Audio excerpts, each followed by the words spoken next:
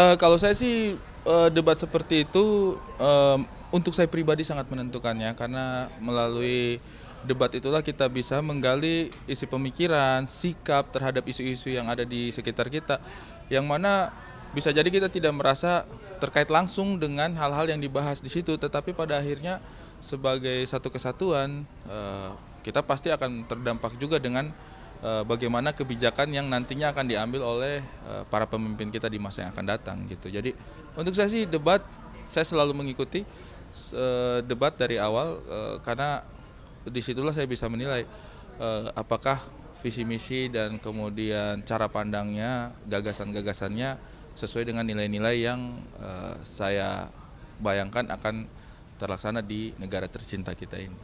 Tapi untuk performa dari Pak Mahfud sendiri sama tiga ini seperti apa sih? Eh, Sejak debat cawapres yang pertama sih saya melihat Pak Mahfud cukup menonjol, karena menurut saya sih untuk menonjol itu tidak hanya sekedar energi yang begitu besar ya, tetapi justru bagaimana cara mengelola isu-isu tersebut, bagaimana cara menghandle situasi dalam debat itu yang lebih menentukan gitu. Karena kadang-kadang kalau kayak Pak Mahfud diserang dengan pertanyaan-pertanyaan tertentu atau mungkin disanggah pendapatnya, Pak Mahfud masih tetap bisa ibaratnya bisa menguasai diri gitu, untuk tetap kalem, untuk tetap tenang, untuk tetap memberikan jawaban, karena bisa kita pahami bahwa debat memang pasti akan provokatif gitu, pasti harus. Kalau nggak provokatif ngapain debat gitu, ngobrol biasa aja di warung kopi gitu kan. Debat sejatinya memang akan cukup provokatif. Nah disitulah kita melihat bagaimana sosok-sosok yang terlibat dalam debat ini untuk bisa mengontrol emosi, tetap fokus pada gagasan yang ingin disampaikan, bisa menjawab pertanyaan sesuai dengan kebutuhan. Nah, di situ saya melihat Pak Mahfud ya gimana ya, profesor, pengalamannya panjang di legislatif, eksekutif, kemudian di yudikatif, ya pasti menguasai sekali lah. Kalau untuk dari kemarin debat kemarin, yang paling berkesan statement yang mana atau mungkin yang pas kejadian yang mana? Sebenarnya sih kalau saya ya cukup menyenangi kehadiran ketiga pasangan, baik pasangan capres maupun cawapres. Cara mereka berdebat, mereka berdialektika itu masing-masing punya ciri khasnya masing-masing. Ya, untuk Mas Gibran sendiri, menurutku dengan energi yang memang dimiliki oleh anak muda, bisa menunjukkan kapasitas yang luar biasa. Eh, Berdiri di situ sih pasti cukup menantang ya, maksudnya saya yang terbiasa stand up bawa ketawa-ketawa aja gugup setiap kali di atas panggung, apalagi ini harus membicarakan sesuatu yang serius dan memiliki apa ya, memiliki makna untuk orang banyak gitu. Kalau dari Caiminnya juga, Caiminnya menghibur tapi tetap tidak kehilangan nilai. Itu juga menurut saya tuh sebagai sebuah nilai besar gitu untuk Caimin gitu. Mungkin di debat cawapres yang pertama banyaklah dari masyarakat yang kayak memberikan sentimen negatif mungkin ya, kayak Caimin ngapain sih di atas panggung gini gini gini. Tetapi di debat cawapres yang kedua sih Caimin membuktikan bahwa dia sebenarnya punya kapabilitas, cuma memang pembawaannya aja yang santai gitu. Dan saya setuju sih dia gemoy yang sesungguhnya sih sebenarnya Caimin. Nah kalau dari Pak Mahfud sendiri di debat cawapres yang kemarin sih kemampuannya untuk menghandle situasi itu yang menurut saya sih justru ini yang paling dibutuhkan gitu dari sosok pimpinan gitu, dari sosok pemimpin. Gagasan tuh kita masih bisa ngobrol sama yang lain juga mungkin ya. Tetapi menghandle situasi itu kan pada akhirnya yang akan mengambil keputusan kan presiden dan wakil presidennya mungkin pada momen-momen tertentu gitu ya. Jadi menurut saya sih memang yang paling harus kita pahami dari debat sih selain gagasannya juga adalah cara menghandle situasinya.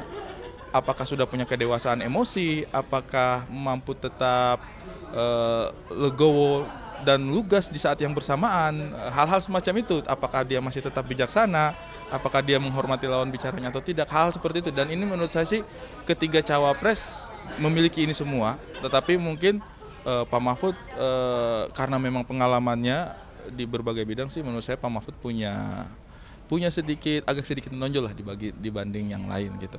Kalau statement yang paling menarik dari Pak Mahfud malah menurut saya adalah eh, Pak Mahfud itu yang paling saya suka adalah beliau tidak gampang terpancing ya. beliau tidak gampang terpancing. Di debat yang pertama juga diprovokasi sedemikian rupa pun tidak terpancing. Di debat yang berikutnya juga, yang kemarin juga diprovokasi sedemikian rupa juga tidak terpancing gitu. Karena debat memang harus seperti itu gitu ya. Tinggal pesertanya aja gitu masuk ke dalam provokasi lawan bicaranya atau tidak gitu. Nah, Pak Mahfud menurut saya sih punya kontrol yang sangat luar biasa untuk itu.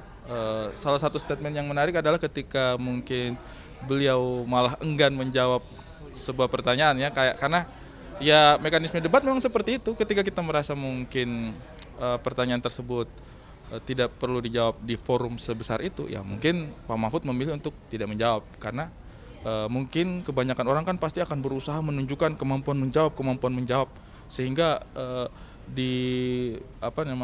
ditarik dengan pertanyaan seperti apapun tetap berusaha memberikan jawaban, padahal mungkin beberapa pertanyaan mungkin boleh dikatakan tidak kontekstual untuk momen tersebut gitu. Jadi itu menurut saya sih adalah handling yang cukup luar biasa sih dari Pak Mahfud, menunjukkan bahwa debat itu kita tidak harus selalu bisa memberikan jawaban gitu. Kalau memang pertanyaannya kita rasa tidak kontekstual, ya boleh aja kita tidak menjawab gitu. Sempat bikin cuitan itu soal Pak Mahfud yang sabar untuk menghadapi anak muda yang tidak menghormati Bapak, seperti apa sih Bang? Kalau saya sih melihat bahwa netizen di luar sana juga kan banyak yang ibaratnya situasi politik seperti sekarang ini kan kadang-kadang membuat keadaannya menjadi sedikit cukup rumit dan juga mungkin kadang boleh dibilanglah cukup panas gitu. Dan untuk saya pribadi sih gestur dan cara penyampaian Pak Mahfud itu menunjukkan bahwa kita tidak butuh terlalu jauh melakukan ini. Provokatif boleh, sengit boleh, tapi mungkin kita tidak butuh terlalu jauh melakukan itu yang saya rasa ya. Jadi ketika ada statement dari Pak Mahfud yang menyatakan bahwa bagaimanapun saya akan menghormati posisi Anda sebagai seorang cawapres. Nah, itu menurut saya itu kayak begini nih gitu. Ketika melakukan debat tidak hanya sekedar menunjukkan gagasan dan pemikiran, tetapi juga menunjukkan bagaimana sikapnya gitu terhadap satu dan lain hal. Dan ini yang menurut saya sih kayak Pak Mahfud cukup bijaksana dalam menyikapi situasi yang terjadi gitu. Apakah kemudian itu sah atau tidak untuk melakukan provokasi seperti itu sah-sah aja. Tetapi bagaimana menghandling itu yang menjadi sebuah penilaian gitu. Itu sih yang untuk saya pribadi sih yang ngena di hatinya saya itu kayak wah, belum tentu semua bisa gitu. Dan dari 4 kali debat yang kita sudah lewati kan statement bahwa saya menghormati posisi Anda sebagai sebagai sesama rekan debat di situ. Nah, itu kan baru keluar dari Pak Mahfud gitu. Itu yang menurut saya sih kayak ini nih. Jadi panas boleh, tetapi saling menghormatinya tetap ditunjukkan gitu. Nah, mungkin soal dari kostum sendiri nih, kan dari yang pertama baju putih satset, terus kemudian baju adat, kemudian bomber, terus kemarin kan kemeja dengan emblem yang banyak. Mungkin dari abang sendiri komentar seperti apa? Iya, saya ngincar banget itu bombernya tuh, bos. Ayolah, iya kan maksudnya. Tapi kalau saya pribadi sih kan sejauh ini masih menimbang-nimbang ya, mau pilih yang mana gitu. Dan saya melihat sih satu hal yang luar biasa dari kontestasi pilpres tahun ini, itu marketingnya masing-masing itu udah hidup banget. Menurut saya udah sangat menyesuaikan dengan zaman. Mohon maaf nih, saya itu untuk di Jakarta sendiri ketika terjun ke industri ini 2014 sudah mendukung penuh Pak Jokowi, ya kan, melawan Pak Prabowo pada waktu itu. Kemudian 2019 saya juga pendukung beratnya Pak Jokowi, berseberangan dengan Pak Prabowo pada waktu itu. Nah, di situ saya melihat bahwa Pak Prabowo polesan marketingnya dan metode kampanyenya itu kreativitasnya luar biasa gitu di 2014 kemudian 2019. Nah, mungkin karena Pak Jokowi sekarang mendukung Pak Prabowo, itu dibawa gitu sehingga masing-masing dari 3 pasangan capres ini memiliki metode kampanye yang unik-unik dan menarik semuanya gitu. Termasuk pasangan Pak Ganjar dengan Pak Mahfud dengan satsetnya, kemudian Mas Gibran, Pak Prabowo dan Mas Gibran gitu dengan gemoy dan pemilu yang gembiranya, kampanye yang gembiranya.